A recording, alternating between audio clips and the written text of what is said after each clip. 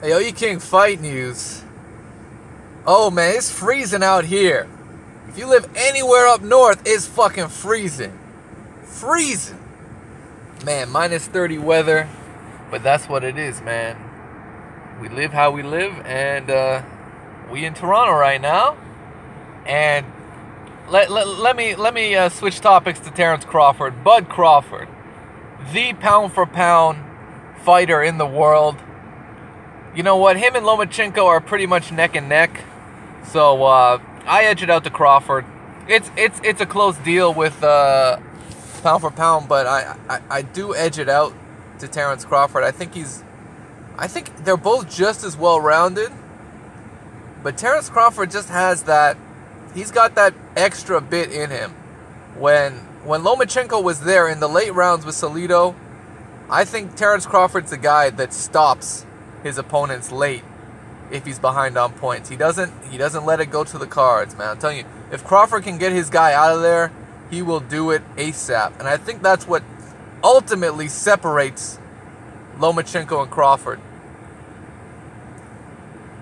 Additionally, Terrance Crawford appears to be in a strange situation because the landscape of the welterweight division, which is what he's embarking on, moving up from 140, is very convoluted. You have an excellent stable of fighters with Al Heyman, but they're all on the PBC. They're all fighting each other. Errol Spence Jr., Lamont Peterson.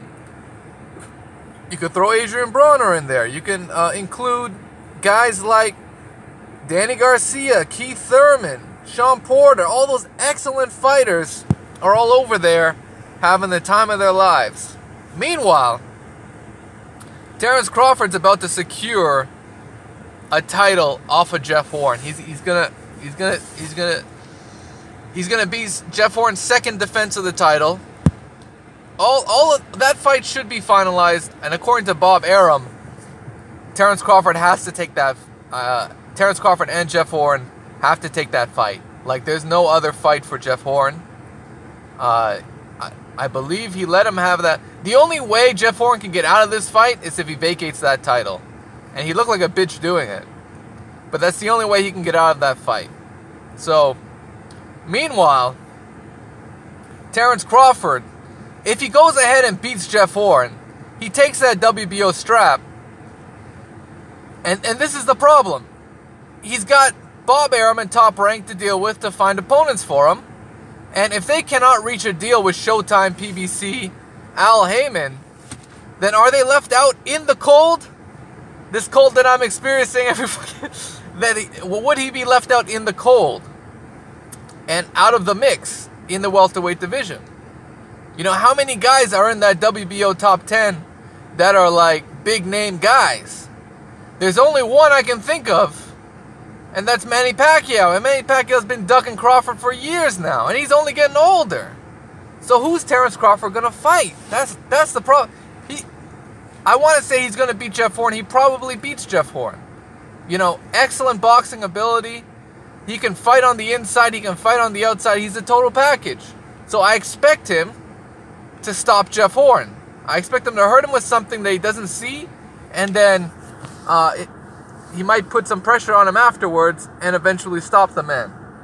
Similar to what Pacquiao did in the 9th round, except with Crawford has better technical skills, so he should be able to do that a bit earlier if his power carries up like I think it's going to.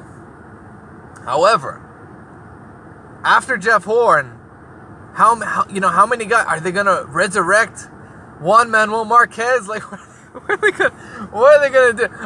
Tim Bradley doesn't want no parts of Terrance Crawford. Who wants a part of Terrance Crawford?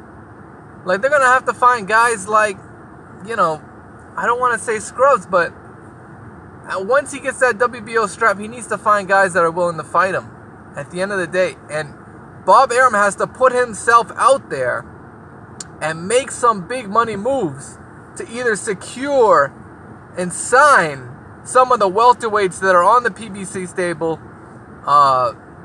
Maybe a Saddam Ali if he could do something with Golden Boy. I don't know. But Terrance Crawford needs to have opponents for that ESPN platform. or else it's going to be a bust. It's going to be a bust. I'm telling you guys right now, Terrance Crawford against the next guy is not going to do what, it's not going to fulfill the purpose of that ESPN platform. That is meant for big fights. It's meant for big showdowns. And if ESPN has the money that Bob Arum says they have, then they should be able to secure some fighters. And I'm hoping they can. I'm hoping they can, and everything's one step at a time. But the other option is Terrance Crawford leaving Bob Arum. That's the other option. And I think he needs to seriously understand that he might have to leave Bob Arum to really achieve what he wanted to do at 140 pounds, which is be undisputed, fight the best guys, and take their names, man. Take their names out of the equation and put them on their resume, on his resume. And if you can do that, it would be an incredible 2018, I'll tell you that much. But he needs to start somewhere. Maybe an Andre Berto. Just telling you guys flat out, maybe an Andre Berto. Maybe a guy like who else is out there? Like, I'm drawing blanks because all those guys are on PBC. Andre Berto's the, Andre, maybe Amir Khan, maybe Amir Khan, maybe, I don't know. Terrance Crawford.